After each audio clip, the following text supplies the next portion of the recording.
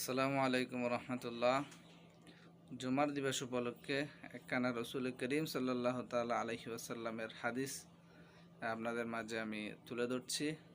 আল্লাহ তাআলা আমাদেরকে এই হাদিস শরীফ আমল করার তৌফিক দান করুন। রসুল করিম সাল্লাল্লাহু তাআলা আলাইহি ওয়াসাল্লাম ইরশাদ করেন, তোমরা মৃত্যু আসার পূর্বে তাড়াতাড়ি তওবা করে নাও। তোমাদের সম্পদ বিনষ্ট হওয়ার পূর্বেই তোমরা সদকা করে দাও। অপমানিত হওয়ার পূর্বেই তোমাদের কন্যাদেরকে বিবাহ দিয়ে দাও। লাশ পৌঁছে যাওয়ার পূর্বেই তোমাদের মাইয়াতদেরকে দাফন করে দাও। সময় শেষ হওয়ার পূর্বেই নামাজ আদায় করে নাও।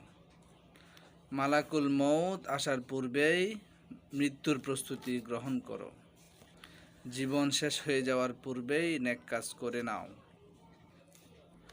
লজ্জিত হওয়ার পূর্বেই বাদীকে সন্তুষ্ট করে